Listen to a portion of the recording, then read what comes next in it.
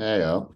Time is 12:17 a.m. Saturday, 28th January 2023, UK time, London time. Um, so the last few weeks, right? I think would be upfront. I mean, maybe I've said this before, and if I have, it can still hold true now. Were some of the toughest I've had in this role ever, if not the toughest. I've had tougher times maybe because I might have been like depressed or something, but that's very personal. That's like on me. And yeah, sure, maybe it's company circumstances exacerbated, that depression, made things more difficult. But when it's rooted in something personal, I can't point fingers at like the company or the circumstances, situation. But this last few weeks, with the exception of maybe, what was it, 2.5 weeks ago, I was sick, right? So that obviously made things worse, but have been just incredibly difficult, company related, right? And like I said, maybe that first week, 2, 3 weeks ago, or whatever, the week right after I last did this, I was ill and it was bad. And I almost even had a panic attack about if I'm sick. And I think maybe I had corona. I don't know. My boss did. He said he did. I went to like test myself too, having the swabs and have a little thing to, test. But then I was missing, for whatever reason, the drip or drop that I need for it to like activate. So I did it to my note. I couldn't find it. I was like, well, what if I just, do it nonetheless and swab it in the thing and see if it kind of activates, and didn't register anything. Not positive, not negative, just a total blank test. So maybe I had COVID. That's the second time that maybe I have COVID. There was one other time that I might have got it too, but didn't test. Or maybe I've never had it, right? So I don't know. Maybe I'm impervious to it. There was that instance where, after the holiday party or something, I was doing blow with a buddy, and then the next day, get home at like 7 a.m. And then later that day, he tells me he just tested positive and I didn't. Well, then the next day, or Monday or Tuesday, finally got a test and wasn't positive. And thank God, because I was supposed to travel to America for the first time in two years, right? For a buddy's wedding later that week, days later, right? And it wasn't even like a faulty personal test, because to even make that trip, I had to actually go get one of those formal PCR tests, later that week.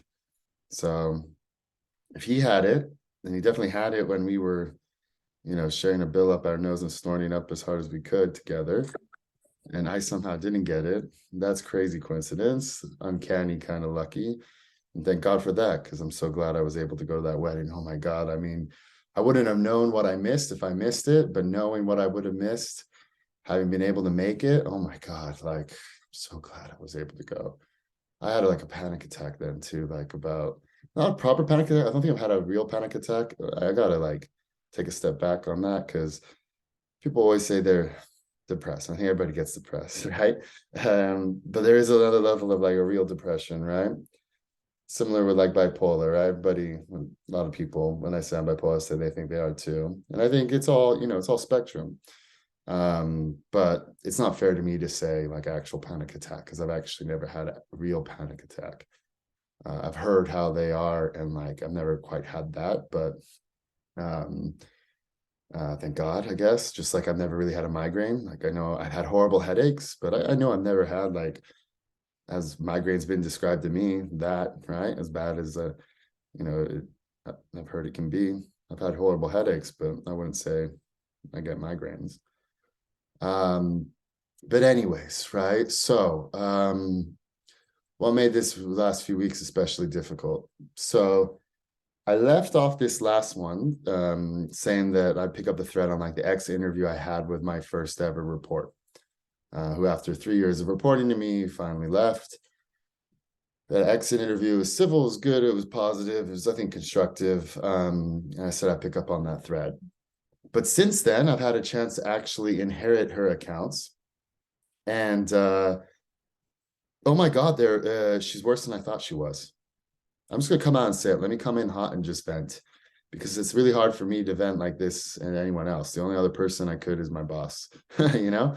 And I already told him, like within that first week of inheriting her accounts, at the end of that first week, I said to him, I said, because him and the VP of sales want to get rid of her long ago. And I was the reason she was even still with us.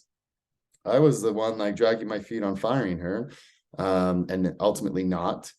And basically, you know, I was the reason she was with us as long as she was. If it weren't for me, then, you know, they could have easily overruled me, you know, we're a 3-person, not even they.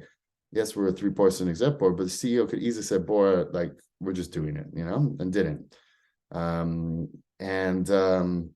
We came so close multiple times. I mean, I even have a draft in my email to send out to her that was just a click of a button away from being sent, and never sent. And there's all sorts of reasons as far as why we never fired her, even though there was a desire to. And I could unpack all those, sure, maybe I won't, but that's not the point of this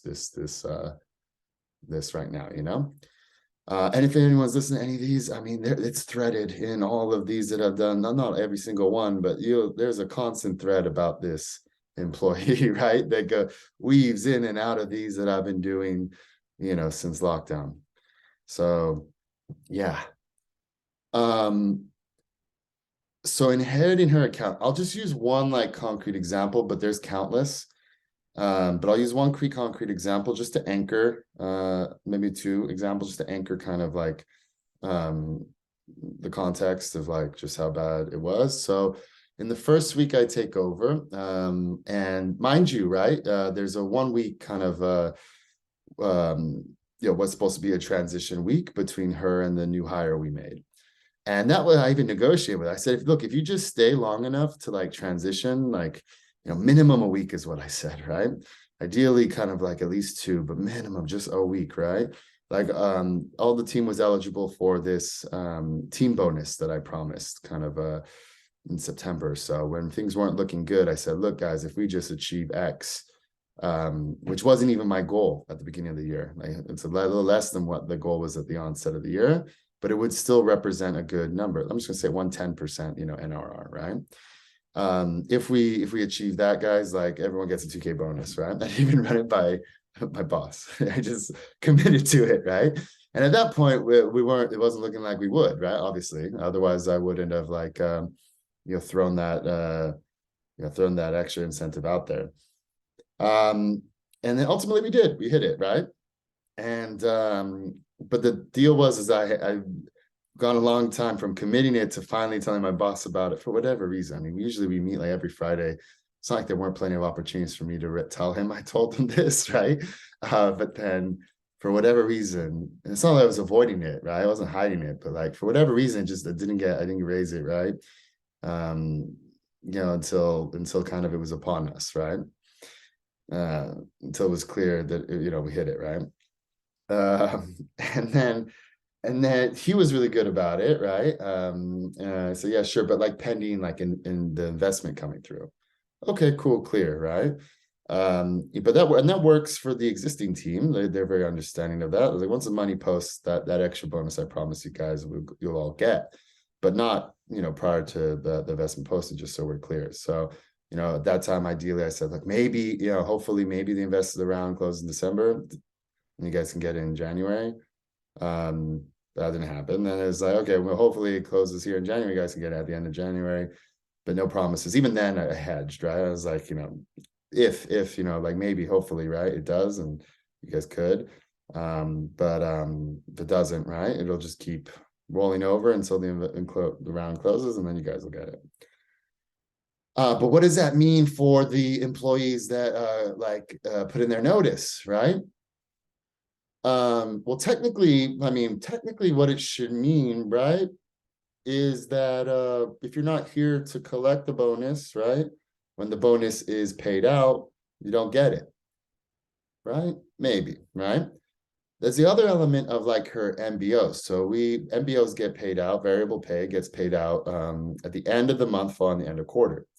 And up until, well, that's, you know, we've been recognizing, we have been recognizing our quarters as Q1, Q2, 3, Q4, obviously, but like Q4 ends in December, right? So you would get paid out end of January, right, for your quarterly variable pay. But if you're not going to be here end of January, some companies I think don't even give you it. But I think, yeah, sure, right? Like you should probably still get it. Sure. But what it also meant is that when we had to run the numbers to figure out variable pay, it was, we had to run it like mid-December, basically. So like, I know she stayed an extra week past January. We could have just run it January. So that I'll put aside, right? But basically, when she told me she was leaving, we couldn't even find her contract. Keep in mind, I wasn't the one who hired her. I don't know where the contract is. I don't have her contract. I feel like it's been shared with me at one point by one of the VP of sales at one point, but I couldn't find it down. She couldn't find her own contract, right? So we weren't even clear what her notice period was, but she knows damn well, and I've already communicated to the entire team that I'm going to introduce a 2-month notice period for my team. And everybody was on board with that, right? So she knows 2 months, right? But because we couldn't find it, I can't say, oh, you have to stay 2 months. But then again, because she couldn't find it, unless you can find it, I'm going to say it's 2 months. So I could have done that. I didn't, though. I said, okay, well, you're letting me know. Let's just, even if it was like a 30-day notice period, which it definitely would be because that's standard for UK. That's the minimum, basically. That would mean at that time it was mean that you would leave she would leave like the last week of December or something, right? So look, if you could just stay until, and at that point that kind of was okay, but I wanted to if I said no, it wasn't okay. Let me first check when we can get this new hire in. And the new hire said, actually, I can't start until I have vacation plans, of course, right? Last 2 weeks of December. But I can start first week of January. So then I want to go back to Sally. I'm just going to name names here. And said, look, she said she could start first week of January, if you can just stay long enough to do, like I said, minimum 1 week, right? Absolute minimum 1 week, but like ideally, 2. I'm not going to ask for too much here, right? But I'm just asking that there be some level of transition. It even looks better for you with your customers to have this proper handover. That way there can be a call where you say goodbye and then the new person says hello, and I'll be on that call as well to assure them that I'll be involved for like a smooth transition. I said, look, okay. I gave it away too soon. I was like, look, I will pay you out on your MBO, sure. If you stay right extra for the transition, we'll pay you, make sure you get paid this 2K. And of course, like she, stuck on that. So then she said, and I said, look, and what I'm asking, I don't think is too much even ask of your new employer, right? I think it's very common to come back to a new employer after you've received an offer and say, look, the company's just asked that I stay, a week or 2 extra, or whatever, to ensure a smooth transition. Is that okay? And the new employer will understand that, right? And on top of that, the week I'm even asking you, the weeks, that we would even be asking for you to stay, are weeks that you wouldn't want to start another company anyways, right? You wouldn't want to start in another sub. I didn't even tell me when her start date was scheduled, because I think she was coming to me to try and figure that out with them, right?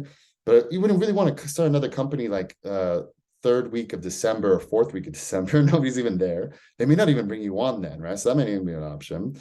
And then starting the 1st week of December is not, 1st week of January is not ideal either. A lot of people off then also. And also it's just like a hangover week. What a horrible time to like start the company, honestly. So even like not starting in those weeks is not, if I were you, I wouldn't even want to start in any of those weeks with the company. And in those weeks, last week of December, last Tuesday of December, we don't do much either, right? So why not just get paid with us and like see those through and just kind of get yourself organized and sorted and everything for the handover, right? So she says, okay, I'll go back to employee and get back to you. She goes back next week, come back, say, yeah, okay. They said okay to it. I'll just stay that 1 week of January. Okay, 1 week. Okay, fine, right? I wasn't gonna say, well, let's make it 2. I should have negotiated harder with her, but I'll be honest, like I was relieved to her she was leaving. I didn't have to go through what would have been like a firing and like all sorts of like, butthurtness or emotions, let's say. And I'm glad she got the signal that I gave her long ago. And she soured on me way back then when I gave her that signal. But like I made it clear that, management wasn't happy with her, and like, we need to kind of turn things around. Let's transition some of these accounts to this new CSM. Let's give you like a fresh set of like 3 accounts, and I really just need to see you be able to like execute on these 3 clean accounts, right? And they represent a good like cross section, one that's smaller but also a little bit difficult, one that's bigger and demanding, but like already in a really good position coming out of the pilot, like really good position, like best possible position coming out of the pilot. And one other one, right? And so long story short, she went and found that job. I think it's probably better option for her. It's a late stage startup, I think Series Z or something, which is perfect for her. I mean, she just needs to get in, get situated, get vested. Next step for them is getting picked up by another company or private equity or IPO. In fact, if it weren't for the economy currently, they'd probably be IPOing this year for sure, right? And probably can just be a cog. Not to be kind of cruel, but like could be a cog. Could be just like an account manager, not like the type of CSM we need, but like an actual like just AM. So anyways, there was that 1 week, right? And the last time I did it was at the conclusion of that first week of the year, where we did the handover and stuff, or did what was it able to do, get done, said our goodbyes, right? Handed over invites, filled out for the most part, right? The sheet, right, that we needed her to fill out to kind of give the new CSM the kind of insight, context, details around like the accounts that she was handing over. What I'll say is that I take a lot of pride in not being a micromanager. In fact, I tout it. But there is a flip side to not being a micromanager, and a downside. The flip side being the downside is that is what I experienced in the last couple of weeks. So having got involved in the accounts, I realized they were worse than I thought they were. That she was worse than I thought she was. That she did less than I thought she was doing, even though I thought she was doing less than anyone else on my team, and the rest of my team thought that also.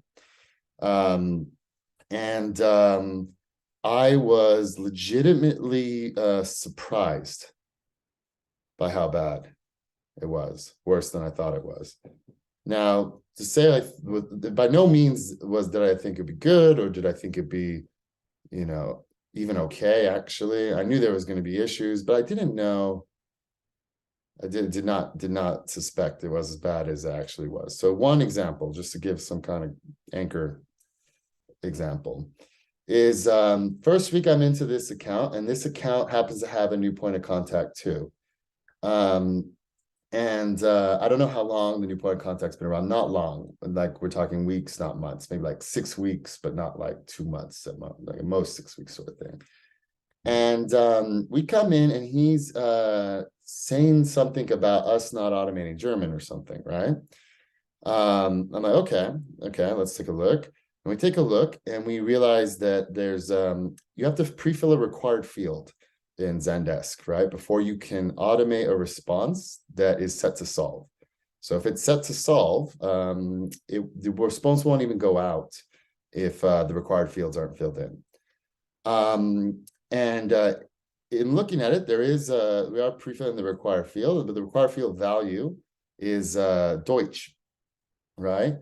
There's a misunderstanding, I think, with the SE or something, right? Well, definitely the SE misunderstood. He's like, Deutsch, we're doing that, right? No, we're doing Dutch, not Deutsch, right? And Dutch is different than Deutsch, right? Deutsch is German, right? No shit, right? So for all these German cases, we're not sending any response that's was set to solve. Now, granted, not all responses are set to solve. So it's not that we're automating no German whatsoever. It's just that we're not automating all the happy path German examples where we can like solve, where we're expected to or intend to solve out the ticket immediately after giving the answer, right? The worst thing about this is that it shows in the flow. There shows errors. It's red, right? There's no excuse for not knowing or not seeing. And on top of that, I've always been kind of suspicious about this account because they've been languishing at like 28, 35, like between 28 and 35, let's say. So let's say 28 and 33, really. they've been languishing at like just like 30, low 30s, right? High 20s, low coverage for like the whole year. And they're a mature customer, right? So really at a mature customer, after the first year, the customer should be actually automating like 45% coverage. It's kind of the KPI we set internally, and oftentimes see a lot more than that, to be honest. But they should be at like 45% after the first year. And this customer's been with us at this point, I want to say like coming on 3 years, right? Now, the reason I guess I haven't like paid more attention to it is it's a part of a bigger company, right? So it's the EU side, but really the renewal and everything is driven by the US, right? It's one contract for them all. And like, yeah, the EU matters. It's not like it doesn't, but not, like if US is happy, EU, is going to renew too. And we didn't even have a renewal conversation with the EU team. It was with the US team, and the EU team got renewed along with the, and there's an AU team too. That's just like a drop in the bucket, right? But we have like 3 business unit, three different accounts within this one, team, and really it's all just driven by the US. And so I guess that's why I didn't like prioritize it more. But whatever, it was always like, that's weird, right? So immediately after fixing it, right, we go from 28% coverage, to the next week, 68% coverage. So, now how long this error has been happening, I'm not clear. I could go find out. In fact, I even thought to check this out before this call so I could actually give the real rundown, but maybe I'll check later, right? However long it's been happening went unnoticed. It shouldn't have gone unnoticed. It's not that it's not like flagged in the flow. And I suspect it's been going on for at least a year, but I can't accuse because I don't know when we decided to go live with German. Now I could easily check via reporting and stuff, but like, here's another thing too, right? Is that we're supposed to document all the templates that we're sending, and kind of when they were enabled, and it should be all in this sheet. And this sheet is a mess. I can't make heads of this. Such a mess. But at least it looks like something was being done there, right? I don't know what's better, that it was done, but it's like such a mess, and kind of like quite like very difficult to understand. And who knows, it's such a mess, but I don't know what might be missing. Versus the other customer of hers, I handed it and took back, like, taking over kind of lead on. She wasn't documenting any of the templates in this sheet, so we don't even know what was sending. So I guess that's worse, right? But having seen that she wasn't doing any for this other customer, I'm not even convinced that what's a mess is a complete either. It may be a complete mess, or it may be a incomplete mess. Either way, it's a mess. And then this other one, she didn't document shit. There's a whole sheet there, right, that I created because I ran the pilot first, and what you'll see there is every template that I was added, what status it was sent to, set to, what the response is, which ones are agent review. It's categorized by the category and the intent and everything. And it stops at the last one I did. She added no additional fucking rows, right? And maybe 1 or 2 rows, just to be fair, right? Maybe 1 or 2, and then it's very clear, like but there was a lot of other stuff. I had to go then through a whole flow just to document what is being sent, what's in soft launch, what's public. And honestly, fuck her. Okay, first of all, fuck her. Second of all, fuck me. And let's talk about that. So fuck me. So yeah, like Bora, you're so proud about not being a micromanager, but this is what can happen when you're not, right? So consider yourself burnt by not being a micromanager, right? Now you know why people are. Is that going to change how I am going forward?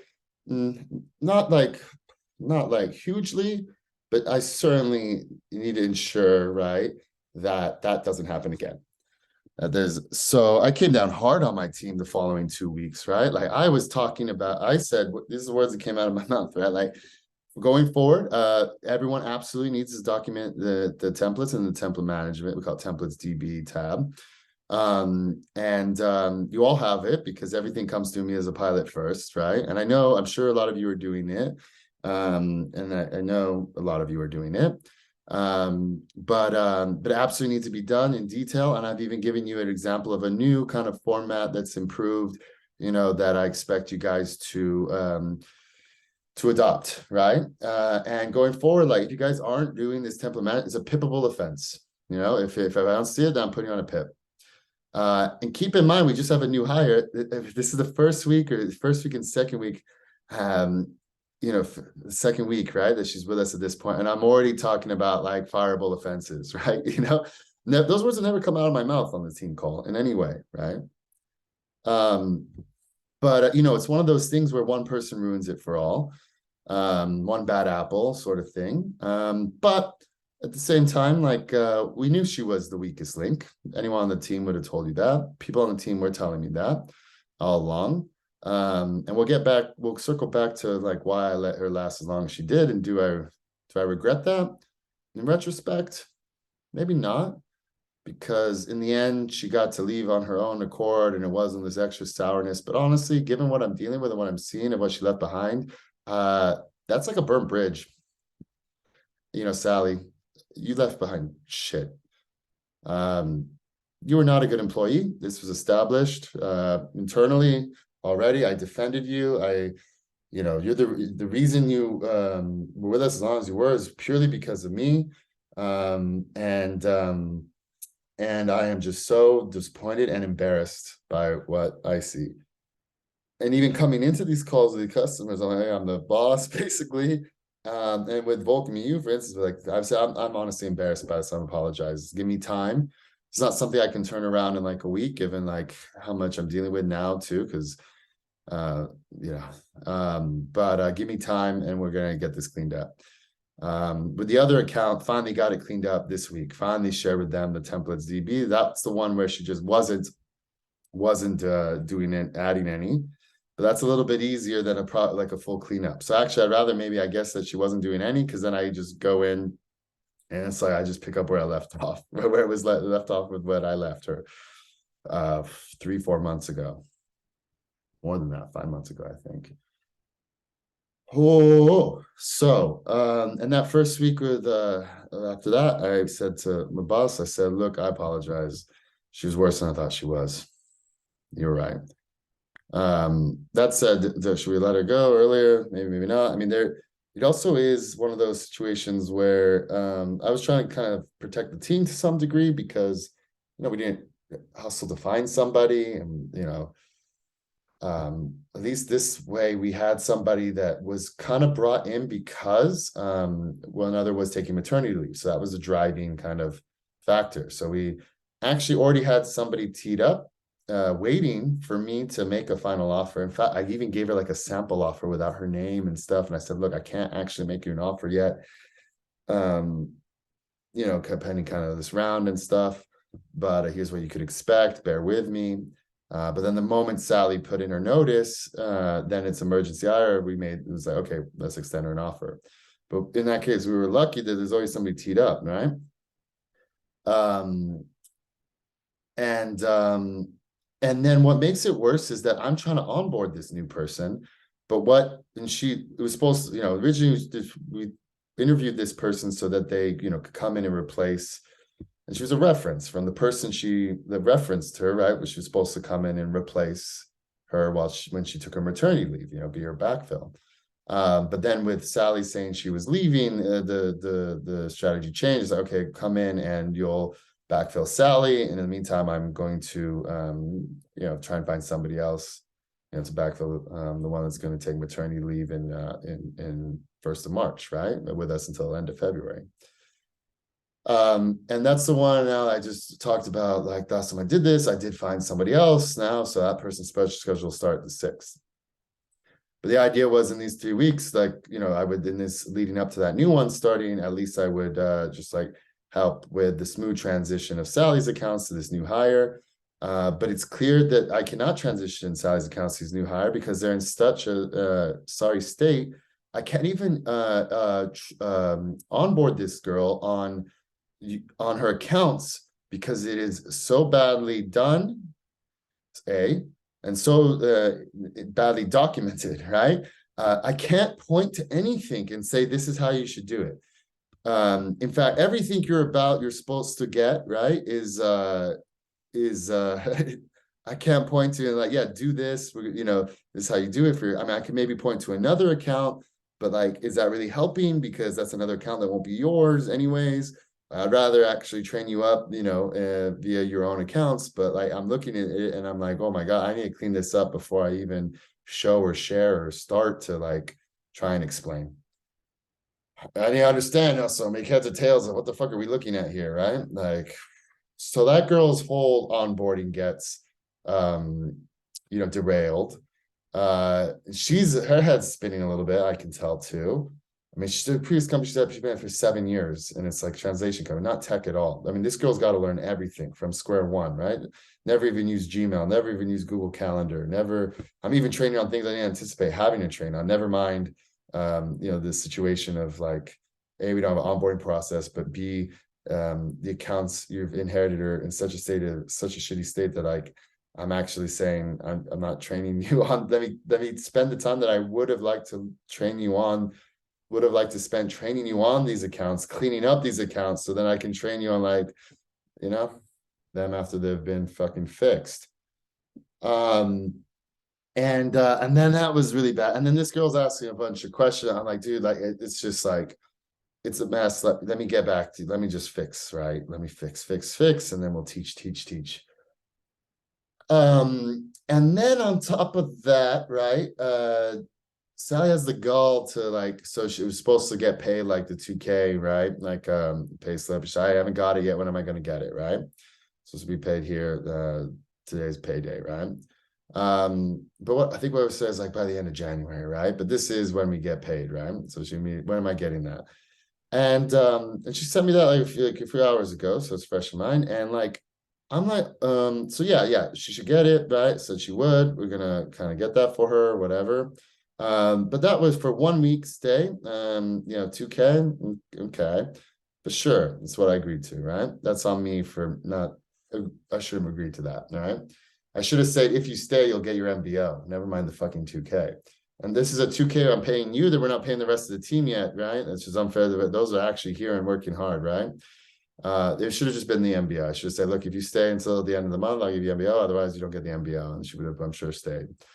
But on top of this, she did this whole thing where it's like, okay, she left, right? So she's just stayed with us extra week.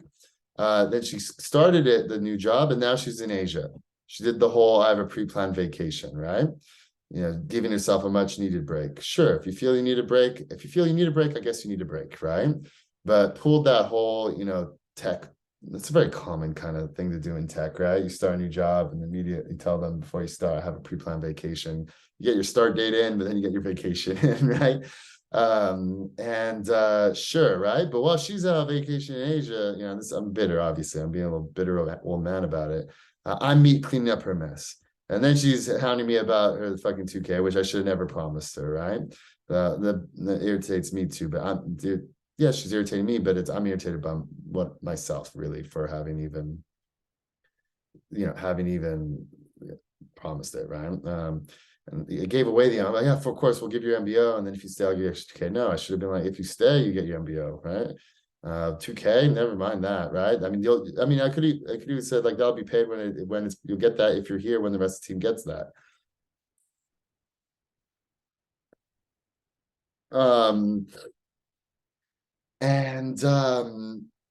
Yeah, I'm just finally venting because previously I kind of held back, right, about her because she's still an employee and all that. But yeah, man, good riddance. My team is stronger now without her, I think. We do lose out. I mean, she's very likable, very good, like very like almost like a social glue like to the company. She's great socially, very likable, and I still like her, right, on those levels, but as an employee, right? No. And that's the thing, right? That's why I really value the friendships I've made via work. Because there's plenty of people that are good friends, but that you can never work with, right?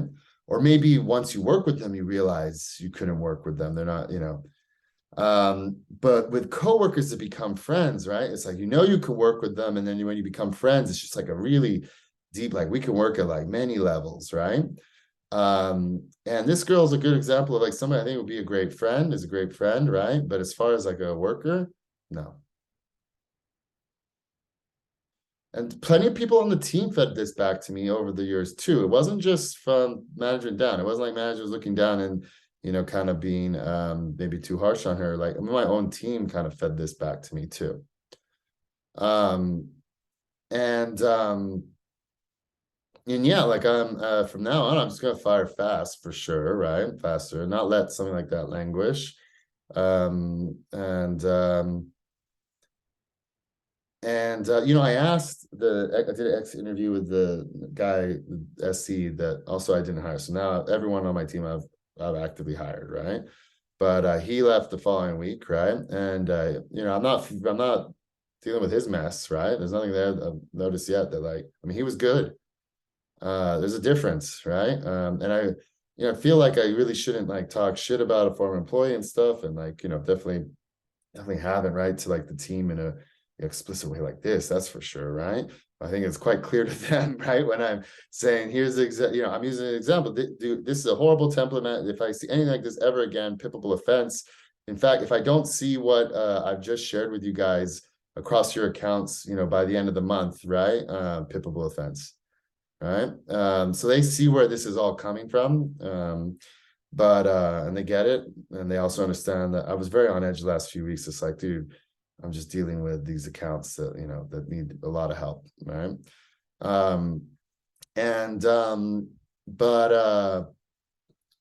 I was asking the other guy in his exit interview, and noticing this, right, in the week, that first week, I was like, I'm just curious because you're on some of these accounts with her as well, like, did she just like check out like 3 months ago or something, or like maybe 6 months ago? I'm just curious, like from what you said, do you feel like there was like a like a inflection point where like she just like checked out?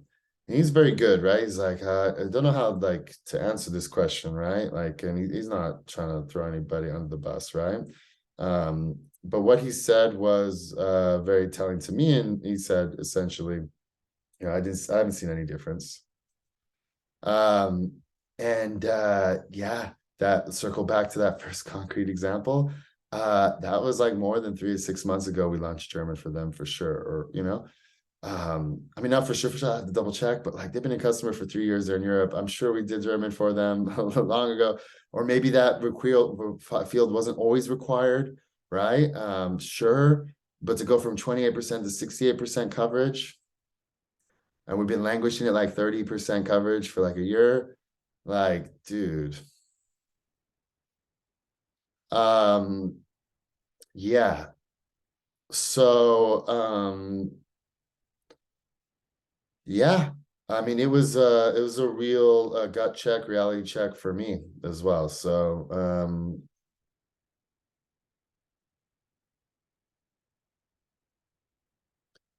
yeah, learning's there. And obviously I failed her as a manager, right? I mean, I can be upset about her not being a good worker, but I obviously failed her in countless places, like as a manager, obviously, on some level or many levels, right? I mean, it can't be that bad, and it not be true that I failed as a manager. That's the bottom line, right? And in the exit interview, what did we discuss? I won't discuss what we discussed. That should be private, but at least the exit interview is constructive and stuff. But I will say one thing is that when I asked her, I asked 3 things, which is consistent with the way I conduct the biannual reviews. And this was my first time doing a real exit interview. I did like a kind of exit interview for this guy I let go within like 6 weeks. That's a very different type of thing. Here, it's a proper one with somebody who's been with us for a long time, through a lot, 3 years no less. And kept it consistent with the biannual reviews, which is like, tell me what, tell me kind of thematically similar, right? The questions are kind of the same but reoriented. So things we should be doing differently, you could be doing differently, or you recommend we do differently as a company and me as a manager, right? So things you recommend do differently as a company and as a manager.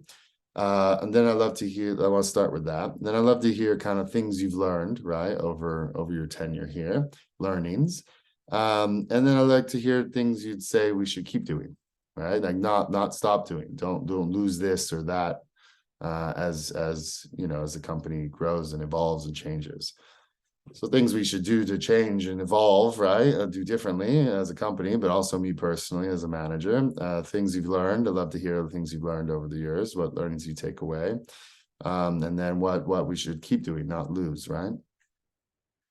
All I'll say is that when she shared with me her learnings, even then and there, I was like, these are such shallow learnings. She didn't learn shit. She didn't really learn, and that's the problem. 3 years with us, and she never really, 3 years, she should be a senior CSM. She should be showing everybody else how to do things. She should be, ideally, should is a, hard word, but ideally, the longest tenured CSM should be, kind of showing everybody else how to do shit. And she never learned, evolved into that.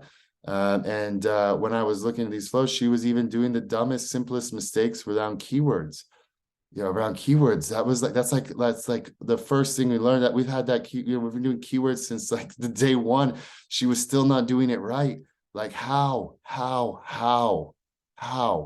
did you not learn?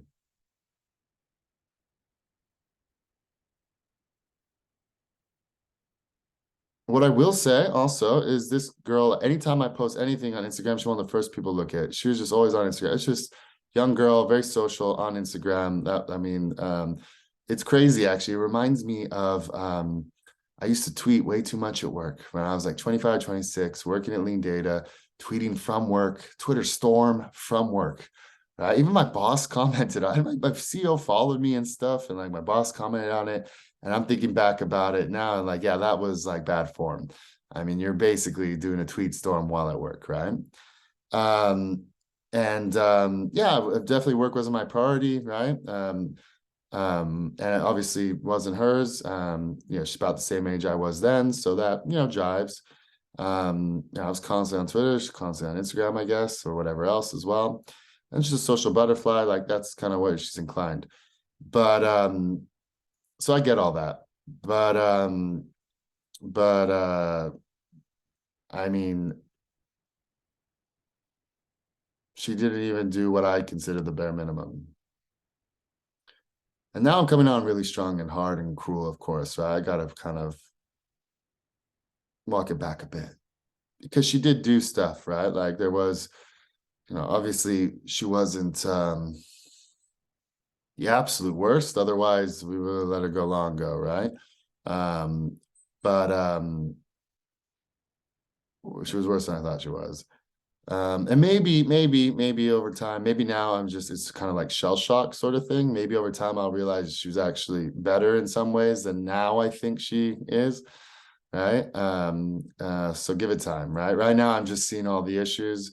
Maybe in a couple of weeks or so. Yeah. Maybe in a couple of weeks or so, I'll realize where she did actually things good, right? And we'll get back to something around the level of like she was mediocre. She was more than mediocre. I mean, interviewing a lot. I don't know about more than mediocre, but interviewed a lot of like candidates constantly. It really reminds you of the market, and she still comes across better than many of those I'm interviewing. So yeah, she's more than mediocre for sure. I mean, she's very presentable, very good, very likable, like got that whole AM thing down. She'd be a great account manager. Really, really, I give her credit, right? Like, she's on this one side of the spectrum where very likable, very like friendly, very social, very gray ace in that sense. And then this other one, this SE that I left, is other side of the spectrum where he's comes across as very curt, maybe even rude, maybe even like just doesn't care, right? On Zooms and stuff, right, with customers, but incredibly competent, kind of capable, very good, right, in like his work. And I feel like the rest of my team, I've said this in the last one, is kind of in between. I hired between these two poles. Um, and um, and yeah, she'd be a great AM, but she was not good for this role. Or we're not good for what we really, really needed what we really need from a really good CSM, right? That's why she was stagnating here. That's why, she wasn't senior CSM. That's why she moved on. Ultimately, whether she gets it or not. And that's the other thing too that really bothers me, is she really had a blind spot. Like, even when I gave her like feedback, like constructive, like balanced, civil feedback, like she never really accepted it. She like didn't ever agree, never like took it as like well. And like, I'll be honest, I think she had a real blind spot about her performance. I mean, customers were coming to me and saying things about her. I mean, come on, you know? I never told her about the employees that said things to me, right? But I told her that, I have to communicate what the customers fed back to me. We have an issue. We're going to actually transition this account off, or like talk to me about what happened, or let's work through this. Of course, I'm going to communicate, let you know, customer gave me some feedback, and like, let me hear your side, and let's discuss like next steps. And do you want me to take you off the account? Or in one case, I was just going to say, we're taking you off the account, because it was like multiple times there's been kind of things raised. And finally I was just like, we're taking you off. And she she's a total blind spot to herself on that front. And that really was hard, because I know I've been shitty at my job at places. I know I've been a shitty worker. I know, and I can tell you where and when and how long and all that, right?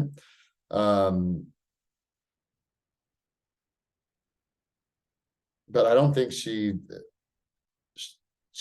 there's a blind spot there. She didn't like, yeah, it's kind of uncanny, right?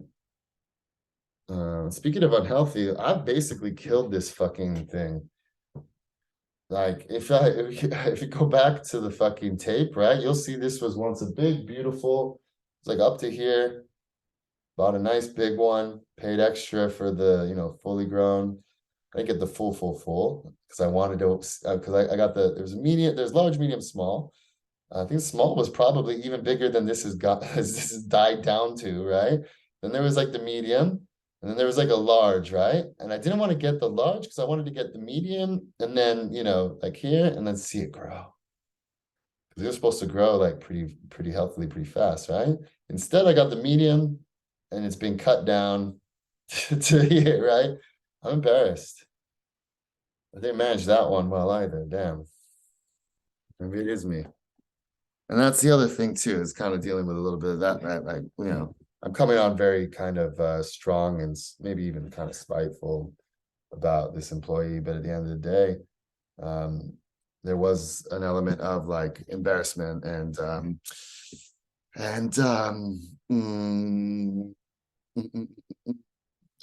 difficult like self-reflection on my part, because like I said, it can't be that bad and it not be, at least partially my fault. Anywho, moving off of that, what else to say? That's what I've been dealing with the last few weeks, and like staying up late. And let me tell you my toggle, right? Like, I think it's been like the heaviest weeks.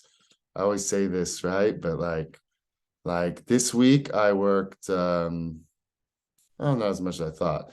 55 hours worth of tasks. Okay, not as much as I thought.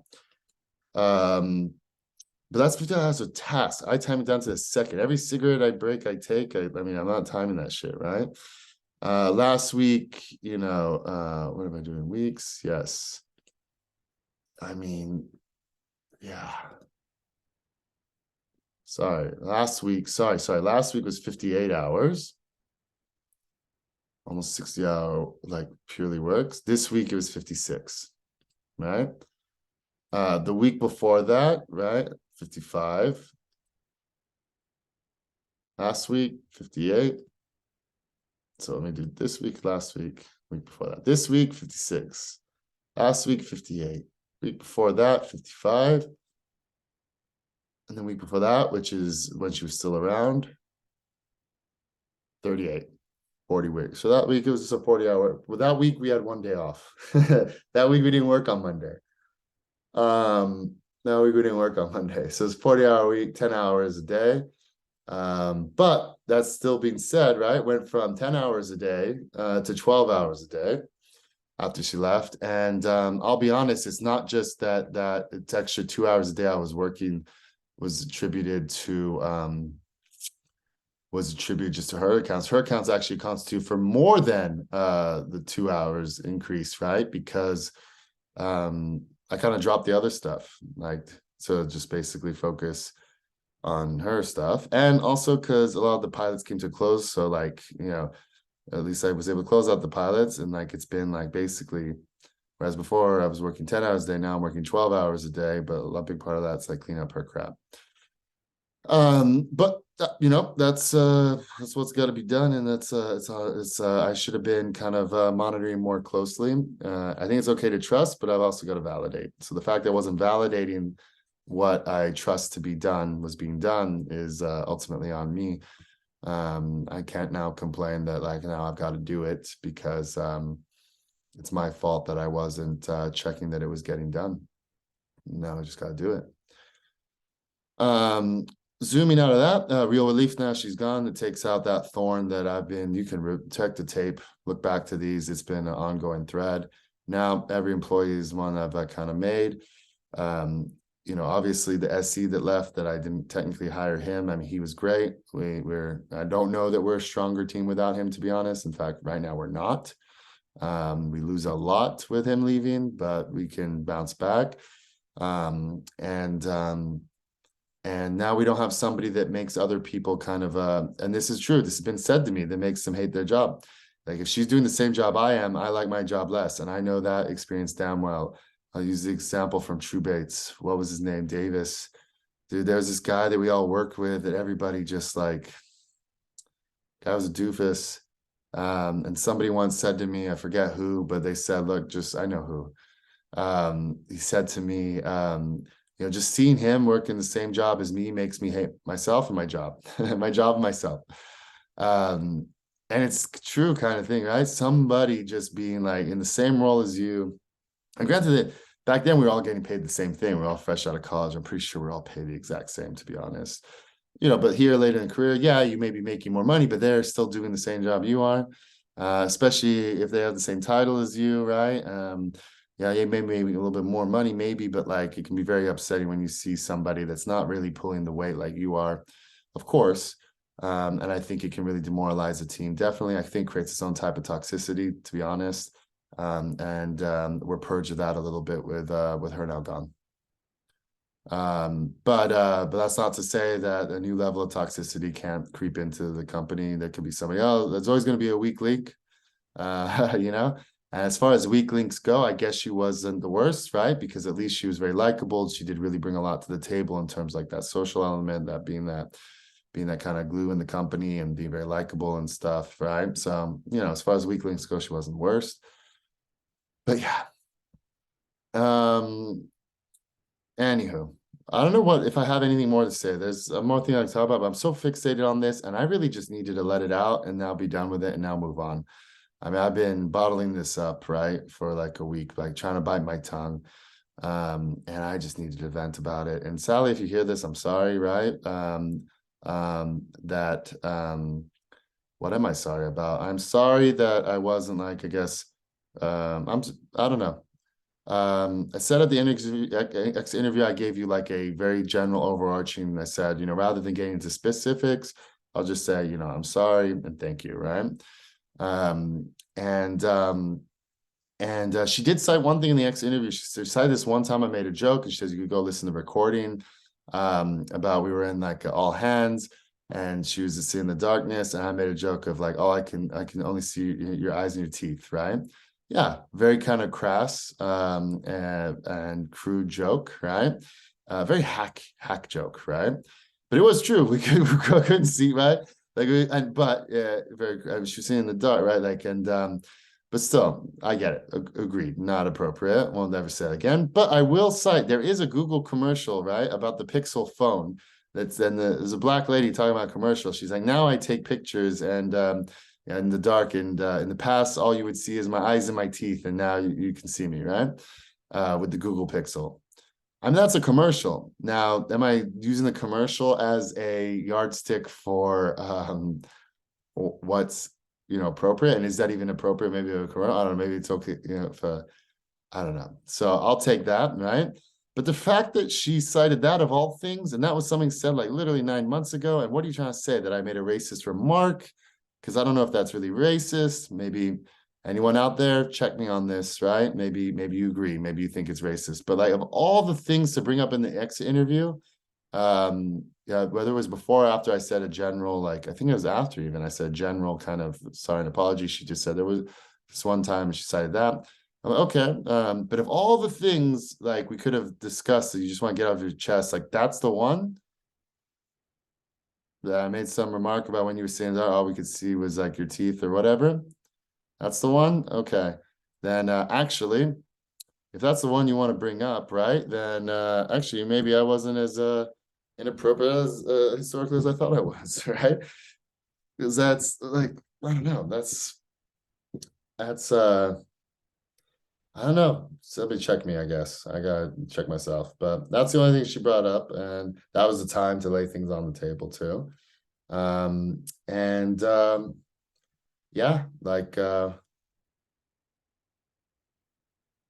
yeah, I mean, this could come back to haunt me. I don't think she would ever find this, but if she did, I'm sure she'd be furious. And I'm sure she'd do one about me, right? And how bad I was. Sure.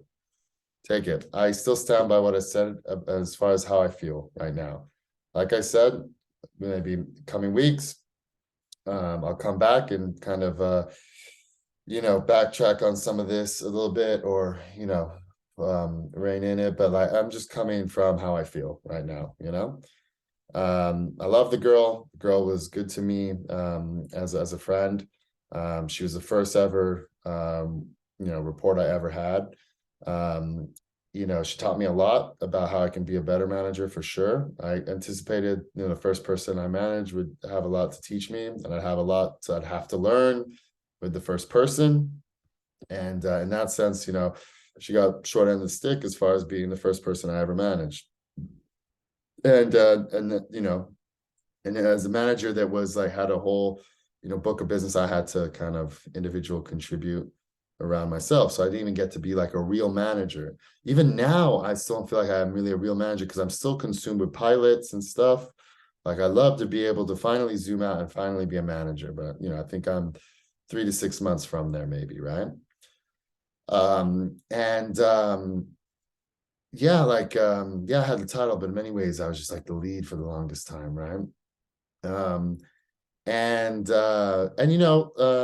I I'll end this with like the story of the origin story of her. We were interviewing the end of 2019 for a CSM after this other CSM left. And both me and this other guy would love to bring this other CSM back, but for whatever reason, the boss says no. But we'll work on that, right? But they desperately needed some kind of coverage in the UK, but it was a sinking ship, and the recruiter, I remember, came to me and said, look, I know the hard requirement for this role is that they've been a CSM previously. But there's this girl that I really like, or think you might like. Do you want to talk to her? She has sales experience and stuff. So let me see her resume. Look at her resume. His name's Sally, right? Sally's my mother's name. I was like, okay. And sales experience, sure, right? Like somebody gave me a chance at one point as well, right? I mean, I was in sales first off. So I'm happy to give her, she says the name of my mother, sure, somebody gave me a chance to be a CSM from, say, a background in sales. And also your resume was good. IBM, working Watson. I mean, it jives, right? Like, yeah, let's speak. Even though, and the recruiter almost said, I know, he said, like, I know my boss at the time said no one that hasn't been a CSM are even going to entertain. But, this somehow, she sneaked in, right? And I said yes to it, and I interviewed her, and I liked her, and I passed her through. I was the first line, right? And at that time too, I had been out there previously. I think I'd been out there like a month before or something, not a few months, but like a month before or weeks before. And I had a chance to interview in person a bunch of people in the UK and London also at that time. And there was just like not a lot of good people then that we were interviewing them. Like none of them are really good. I've come to learn now that it's actually very hard to find good CSM talent, at least in the UK. Maybe it is globally, maybe it is in Bay Area too. I don't know. I remember when I was interviewing for CSMs out of SF for the same company back then, that was very difficult as well. But at that time, we were a no-name company, we still are no-name, but we're a no-name company based in London.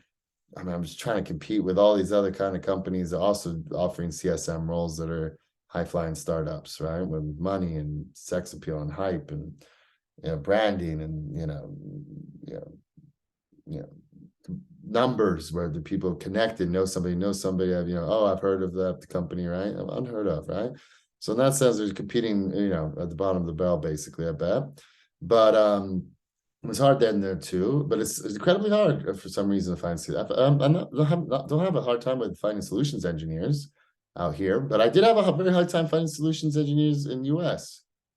Maybe it was a recruiter I was using or something. I don't know, but like they weren't very good. There's a bunch I liked and moved on. I mean, it's very easy to quickly validate with the technical exercise. They just were not good. But I haven't really had a problem finding SEs in Europe, but CSM for some reason, very difficult, still is.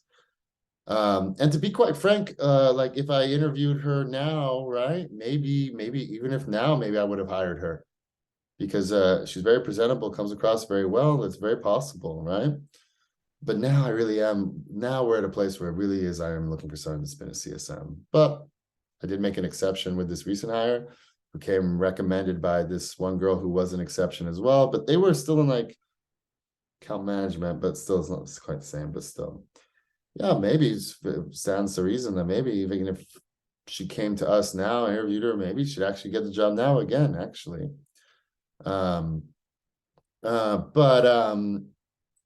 Eventually she ended up beating out a bunch of candidates that were CSMs, and they made her an offer. And then the COO got fired. And as the day the CEO got fired, he yelled at the recruiter. I wasn't there, right? It's up in London while I was in Santa Clara. Yells at the recruiter on his way out to everybody, like, this company's sinking ship, like, recruiter, like, tell the Sally that we just hired and contact her immediately and tell her not to accept, like, it's not right that, we hired guys, somebody into this, bullshit company, blah, blah, blah, blah, blah. And then 4 weeks later, she started, right? And she came into what was, really was a questionable thing about if you should even be hiring somebody because, we were when I came out in February, we were like 3 months from insolvency, and she's been a part of the up and to the right since then, very much a part of our DNA.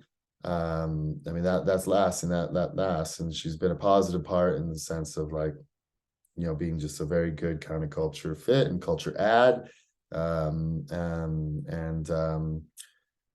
give a good example. Like every time we go out and eat, everybody would just look to her to tell us what to order and order for us, right? Like that was who and how she was, right? With the quizzes as well, like she introduced this thing during COVID, quiz night. And that's something that was a lot of fun for me personally, because I ran the table on it, right? But she, did a good job with it. It became a tradition. It's something I look to continue, with the company now she's gone, and constantly always cite, the original quiz master, Sally, right? I had her share the PowerPoint she used, right, for it, so we can keep the same kind of slides, and that'll be like a little bit of her legacy, right? So there's all these elements that I really do appreciate about her and will never forget. And even if I'm, feeling some type of way like I do today and have been feeling this last few weeks, it's good to kind of remind yourself of like all the positives.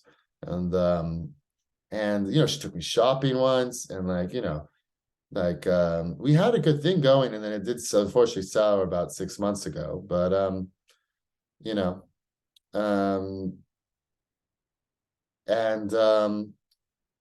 and I fought for her, right? I really did. Still fighting for her now, like getting the bonus to her and stuff, even though I don't feel she deserves it. But, still fighting for it. And she's gonna get it, right? So whatever at this point. And I wish her the best, right? I wish her to be happy, healthy, great life, right? But nothing. That's no but there. Healthy, happy, health and prosperity and happiness and love and everything, you know, everything good. Wish should come our way. But this there is a but I do feel like she's a little bit entitled, a little bit like I also wish for their like for their her to not have blind spots. We all have blind spots. I have my own, I'm sure, right? But I wish, blind spots is such a scary thing. It's so scary to think what you're blind to, what you don't see about yourself, right? And how can you even think about it? Because I don't even know what my own blind spots are by virtue of it being a blind spot, right? But yeah, I wish, some people ask you like what superpower would like. I know it's a creepy one, but I just would love to read minds, not control minds, just read, just to know how people think and then give me insight into my own blind spots, right? Um, and I mean that's what a tangent that would be, but like that it kind of is. But yeah, I just want to know everything. And of course, like trust me, right? Like I don't totally get that the moment you reminds, I mean, be a very unhappy life, right? Every little like, really kind of cruel thing somebody's thought about you or in their head, it wouldn't be happy. But yeah, I mean, I guess I'd rather be able to read minds and be able to read minds, but not be able to control when and when, when and when not. But I'd just rather not know, you know? But if I could always know, I'm sure knowing me, I would just want to know and then regret having turned it on and now know. Maybe. I don't know. Anywho, all that said, just to close it out, my brother's moving into the new house. He closed on it, what, just a couple, like first week of the year. He was trying to close on it, while I was with him over Christmas. And he's moving into his new place. My brother's now a homeowner. Congrats, my brother. And he's moving in this weekend, and I'm really excited for him and his wife, for them to start, making a home. And I need to look at doing that myself at some point. Next step for me is to move out of this place, throw out that plant, leave this wallpaper, change my life, turn the page, start a new chapter. So that's kind of new mission, is start looking new places, even though now I know for a fact my boss was even looking for a new place. He says he validated it. He validated what I've been hearing, which is that it's the worst time to look for a new place in London. Prices are higher than they've ever been. Demand is lower than it's ever been. I mean, supply is lower than it's been in a long time. And yeah, but I'll pay the price. I'll pay the premium to, not that I don't like this place. I love this place, but it's time for a change. So stay tuned. That said, much love. Be happy. Do good. Love you, Mom.